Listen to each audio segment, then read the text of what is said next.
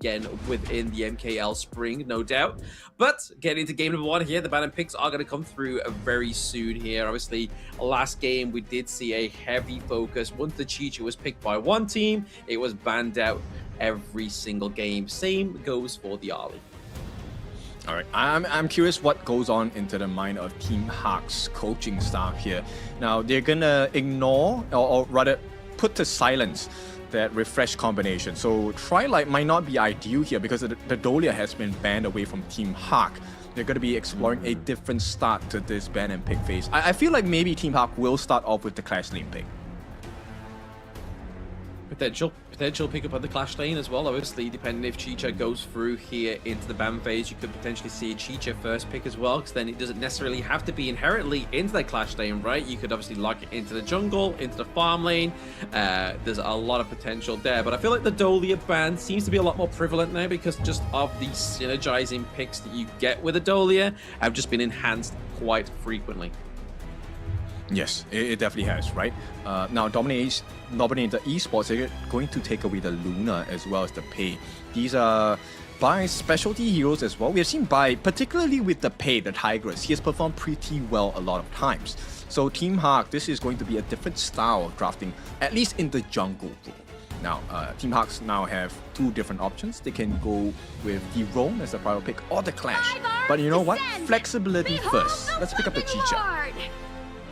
Exactly. Flexibility is always first here as well, because it's also going to make sure that it's going to keep Dominator Esports guessing for where it's going to go. But they lock in 2 big red picks that have been pretty much dominant onto the red side here. The Zhangfei as well as the potential Martial Monk here. But the side of Tough, so we know where these 2 picks goes, but they are solid picks in their roles. Okay, I'm going to give a quick shout out to our colleague here, Sagi. Sagi talked about this matchup. If it is in the Clash lane, it's not ideal for the Martial Monk, right? The Forge Maiden should be able to do well against the Dharma in the laning phase. That is if this Chicha goes into the Clash lane, because we already have our support being hovered for Team HAQ, so that's going to be the Dream Wanderer, the Zhuangzi, which is a great answer to the Dharma out. In the name of the law, I will punish. A great answer to any CC, right? Like, if you have a lot of CC onto the side of Dominator Esports, which is already kind of coming to fruition here with the Martial Monk and the Beast, you are going to be wanting to use that Dream Wanderer, use that Zhuangzi's ultimate, and just to kind of get your team out of there alive. But when you have so much CC, right, like, you're looking for a very big window here. Like, the setup for the Boardmaster and the Beast is one that can really upset the scales of a team fight. All right, we talked about double Ds, now we have a double B. Still a combination to really fall head over heels, right? Because Dominator, this is going to be really scary. One of the ways to really counter against the Zhuangzi pick is double down on the CC. Now you have 3 different members on Dominator Esports that have the potential to force out an early butterfly effect from the Dream Wanderer. This is a great start for DMT. Oh, absolutely. It's definitely going to be the draw right here, especially even onto just not only the Dream Wanderer, but the Magistrate as well, right? Like, yes, you have the legal immunity to get you away out of those slippery situations, but you've got to choose wisely, and on top of that, you have a potential Featherfoot looking and stalking on every wall, and TNX has been loving this pick.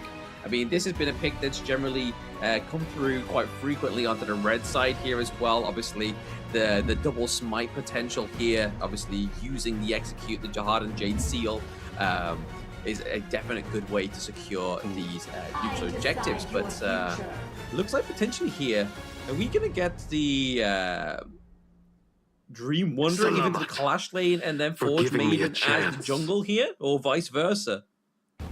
It looks like that's the case. I mean, there's no way the Zhuangzi goes in the jungle, right? Right? No. Yeah, and exactly. Garo would have been... Zhang Q. Yeah, Garo's a great answer here, right? For those of you that are new to Garo, the Piercing Arrow, she deals additional 50% damage to shields. So this is late game, like Dominator Esports W written all over it. Oh, absolutely. Huge opening up, a huge answer to a lot of the shields as well, right? Like, the fact that they have the Piercing Arrow, they have the Garo onto the side of Dominator Esports means that they're going to kind of be able to melt away a lot of the health bars and the shields here of the front line of Team HAQ, but they gotta be careful here onto the side of Dominate Esports, because the only way they can really try and get into that backline there is either with the Reefheart Datu or try and use Celestial here very aggressively. Yeah, Team HAQ's win condition here, I think they have to initiate first. Because if you allow DMT to start the fight, DMT ends it very quickly. Yeah, very quickly indeed. I mean, there's so much kind of damage, so much potential here with the Fade as well in terms of pick off of the backline. So if they get rid of the Nua, obviously that's one of the big damage outputs here, especially towards that latter part of the game. And then obviously the Magistrate as well. I feel like looking at the draft of THQ is like, if the Shuangzi is going to be up into the Clash lane here, it's going to be hard for him to actually rotate and support the Magistrate as much as possible. Yeah, and like, what kind of build do you go for? Do you go for a sustained build or do you go for a tank build, right? Because one of the main, strengths of having a Fade, which is the feather foot for TNX, is the fact that he plays around the usage of hit points or health points. So the lower your health, then the easier it is for TNX to get rid of you. So if you can actually out-sustain his damage, which is a rarity at this point, especially if Team HAQ don't get the gold advantage in the early parts of the game, I feel like DMT is going to start walking all over them right after that first Tyrant. I mean, only time will tell, right? Like, let's see if they can actually become not a doormat, but maybe a trapdoor for the side of Dominator Esports. They step on them, they fall through, they fall to a pit of spikes here, and then finally THQ finally get a game win. But right now, obviously, make sure you are taking place and part in Jakarta Assemble, which is the in-game event currently going on in the game. Oh no, DMT, Tufts, they have found the answer, which is to just 2v1 this guy, right? Numbers advantage. Yeah. Exactly, yeah. Just keep Reefheart Datu top side of the map here. I just hope that Lola can kind of help himself. And it's not the best matchup, though, to be honest. I mean, Bai's taking a lot of damage here into the mid lane as well. That taking liberties is definitely smashing the Forge Maiden. But Lola, on the other hand, you are putting against... Yeah. And I think this is going to be a very important marker, right? And what I'm pointing to is... I'll start from the beginning, sorry. So what does John do in the Clash lane? Can he find the initial lead for the team? Because we know that Lola is going to be put on his own in a 1v2 situation against LNCC. That's a guarantee. I mean, maybe not, right? I mean, you can already see that Nua is down to the bot side of the map here as well, right? Like, he's ditched John. Maybe John said a really bad joke before the previous match. That's why the technical pause happened. And now he's down to Lola. He's like, right, okay, he cracked a better crack for me. So I'm going to go down to the bot side of the map there. And we know that, obviously, that 1v1 matchup against the Garo and the Magistrate here is not the most fruitful. So having Nua there to kind of just try to, like, upset the flow of CC on this Garo is probably the goal here for THQ. Yeah, but the story's still the same, right? DMT, they have a fantastic laning phase at this point. It's a 3v2 with the added benefit that Jill is here as well. They should be able to steal this Fire Beak away, unless Nono or Lola gets this miracle last hit here. And it looks like, yep, that will be secured. This one goes into the hands of Jill. And laning-wise, Lola is not going to have a good time. Not a good time at all here. He's definitely going to be playing sort of hands close to the heart, sort of under the turret for a little while, even though that still doesn't make him safe from CC, right? Like, he's still going to make sure that... I feel like Noah is going to have to be joined to the hip here of Lola, just to make sure he's actually sustainable in this laning phase. Yeah, I think the only time Nono leaves his farm lane alone, Lola, is if he manages to get his hands onto CC somehow, right? I think CC, you know he plays from an extended range. There's no way Lola manages to get those free hits in without having to trade blows with CC here. Yeah, 3 hits, had to force the flash, so if he forces the flash, he's already pretty much committed the bit, right? Like, he cannot get back out, and... the only problem with Garo as well, right? Like, those arrows, they are literally, like, they can crit, and they're doing a lot of damage. Like, look at that. Like, even just to the minions there, clean out the minion waves, it's just such a quick, and I feel like it's a really good pick up here. Like, I'm more happy about the Garo pick onto the side of the MT than I am about the Dream Wanderer onto the side of THQ.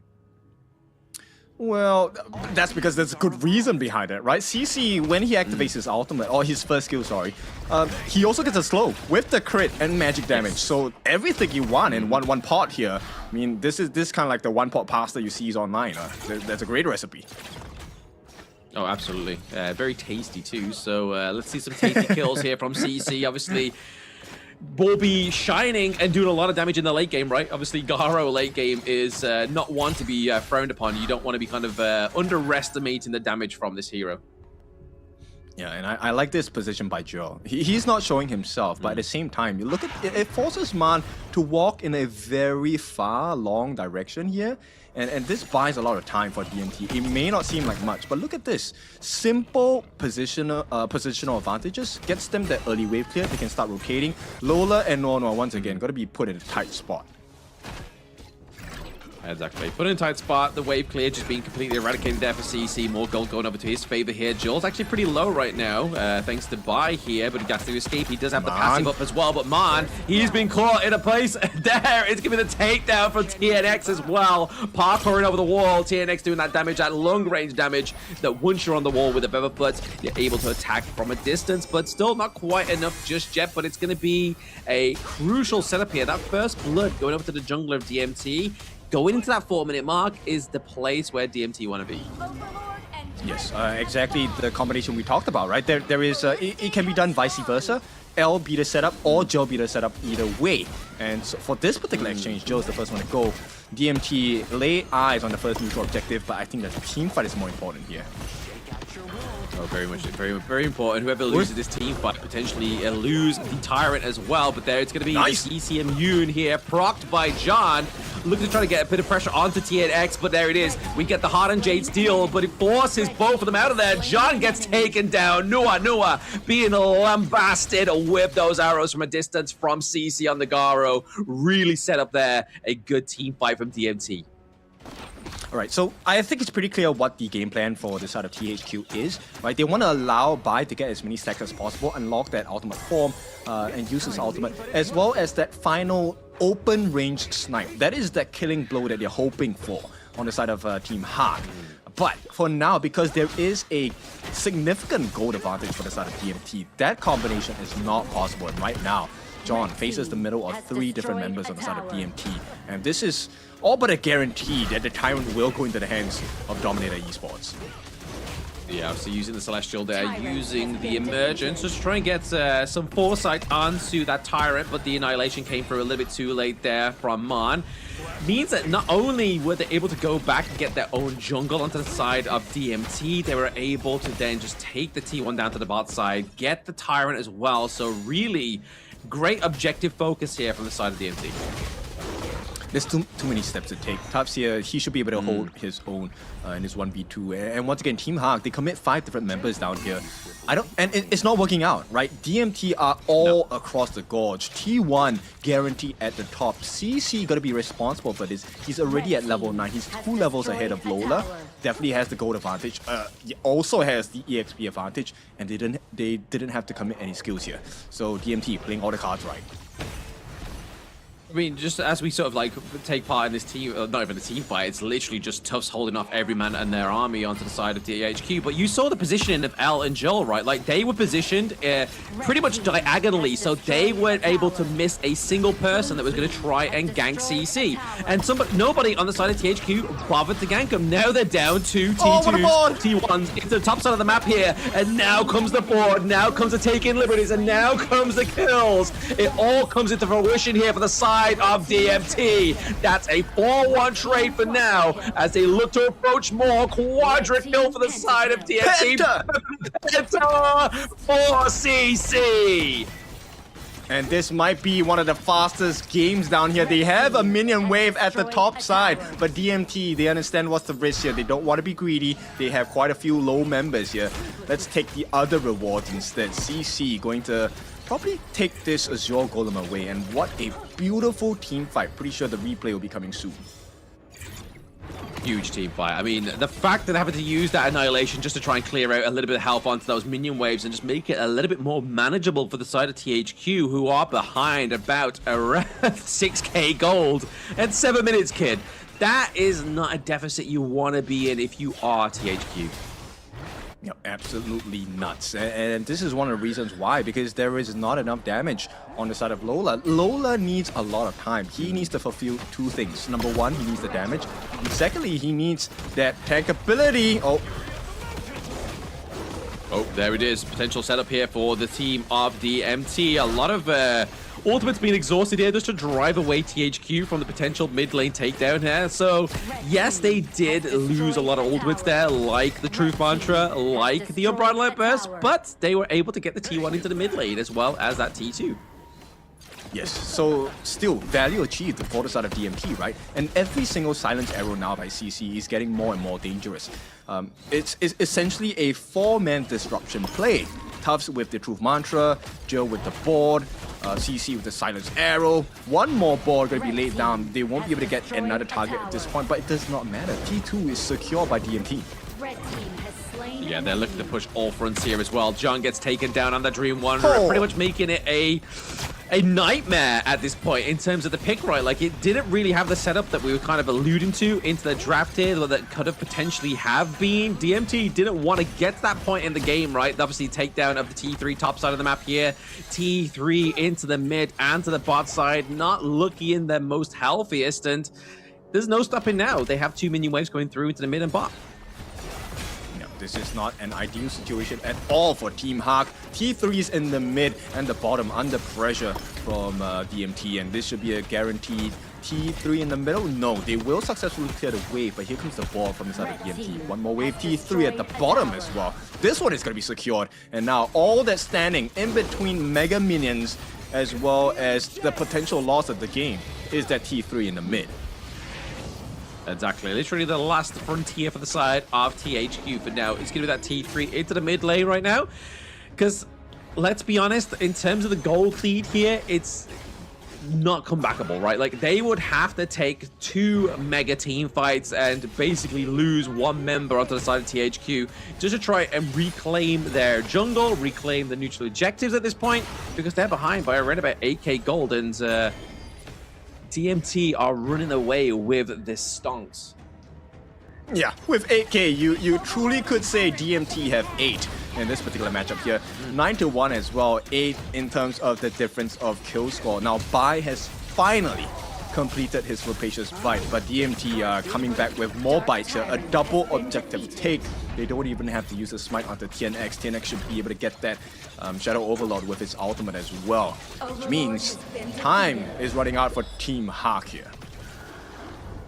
Team HAQ definitely on the doomsday clock right now, right? They are looking at it, and it is pending. Obviously, speaking of pending, is those pending arrows from CC on the Gara right now. And just from that long range distance, takes down that T3 into the mid lane right now. The board just get committed here by the board master, as well as the Unbridled Outburst. But it's been that CC immune from John, but it's just too impressive. The damage coming through here from DMT, and the takedown of the crystal means they take game 1.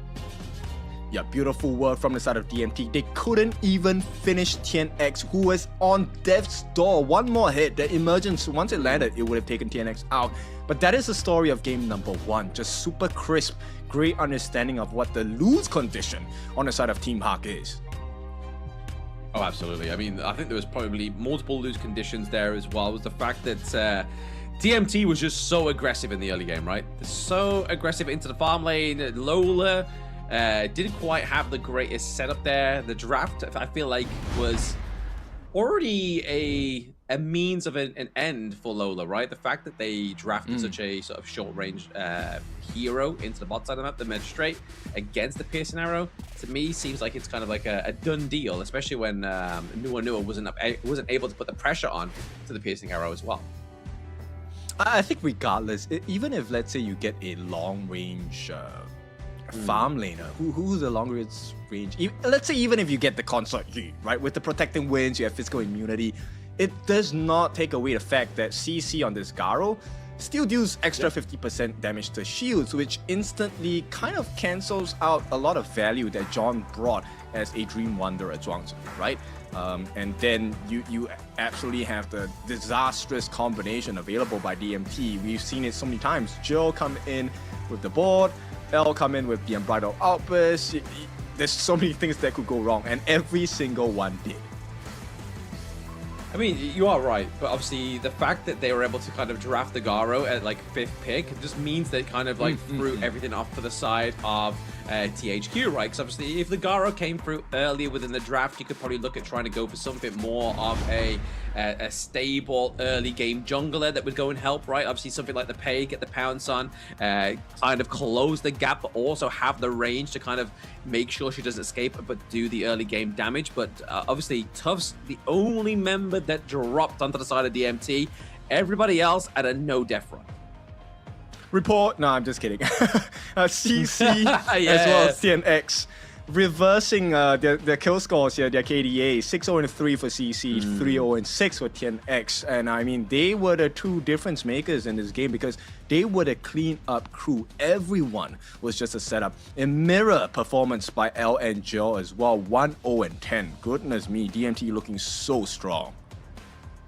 Very dominant here against THQ, but obviously for those watching at home right now, THQ is still yet to get a game onto the Gorge for themselves. So DMT already dominating the competition, and then obviously they get THQ at the end of day number 4 here. Well, midway through day number 4, sorry, and their last team within the Season 4 group stage. It's already kind of showing that THQ has a huge mountain to climb here if they do want to try and get a dub onto DMT, but there was like props, weren't they, right? Like obviously there was times where the damage going through here from Mon was enough to kind of like hold off DMT for a brief moment, but I feel like Dominator just completely drafted to their strength here. Oh yes, they didn't allow Bai to play his game as well, right? This is one of the things about having a pick that everyone is familiar with. Yes, Chicha, the Forge Maiden, has been newly introduced into HOK, but we do have sufficient time. We know what the win condition is. Bai needs to get that stacks in, and he was not allowed to. So DMT really fully took advantage of that, and adding on with the pressure by CC had a pretty clean game. Oh, very clean, uncontested, majoritively of the game as well. Obviously, we did see in the early parts, after we had the tech pause that Nua made the directional change of going from top side of that down to the bot side because he knew that Lola was not having a fun time prior to that one, right? So trying to just make sure that he's able to kind of lock that down and try and sort of like mitigate this freight train that was CC on the Garo that got the pentakill, you know? But it just wasn't enough. Yeah, I mean, the fact that you can get a pentakill, it already shows you the massive goal difference, right? Because you need to have such a huge lead to be able to take it. At the same time, because of the way that the kit is available for the side of DMT, once you get caught, especially by the board on Jill, there is no escape. And that's how CC got that pentakill in the first place, because they were all locked in. They couldn't find the correct escape route, and riot it was. DMT, what a beautiful game number 1. Yeah, absolutely. Big, I mean, we don't like to say it on broadcast, but it was definitely a stomp, to say the least, here for DMT. They were trampling all over THQ from the word go, unfortunately, here. But hey, sometimes you gotta have a painful lesson is a good lesson, right? So THQ need to bounce back in game number 2. Let's leave the whale into the ocean, and let's actually draft something that's a little bit more conventional into the clash lane to go up against the Dharma. Yeah, and you know what's the scary part? Is that this is not even a super expensive draft in the farm lane for DMT, right? Still many options to explore. Yeah. The Aaron is still available. Arlie, they themselves had the Long and the Direnjie, the Magistrate available for DMT. So Team HAQ, the ball is in their court, right? But, you know, the guy who had full control is going to be your MVP, CC on the Garo with a pentakill. You know, the moment he got the penta, MVP was in his hands. Oh, absolutely. I mean, you can't say control without CC, right? CC generally stands for crowd control. Whether it actually stands for CC with this guy, it doesn't matter. All it means is just he's doing crucial, critical damage here on the Piercing Garo with the 603 KDA. As you can see in these highlights as well, he was just very rarely contested, man. Like, they had the Zhang Fei in the front line, Tuff's Jill set up the boards and the fists, and then he was just sat far behind, just lacing with the basic attacks. And the fact that this game started with TNX getting that initial first blood meant that TNX already had that level and gold advantage. And back, look at this beautiful board, goodness from Joe. And you know what? The rest is history. The rest was history, yeah. Like, literally, the whole setup of the team of DMT, like we did say in the draft, right? Like, it either comes from L, comes from Joel, but either way, it was all pretty much just all she wrote there, TNX just doing so much damage. You know, at this point, when we take a look at gameplay like this, you want to question, okay, the last kill, guaranteed that was given to CC. He was telling everyone, stop attacking, let me get the Penta. But at the start of the game, right, at the start of that exchange, did CC plan for the quarter kill? Do you think that was the case? Hey, I mean, I'm not too sure, but I mean, the fact that CC gets $500, if my teammate stole that kill from me and $500 was on the line, I would not be teammate.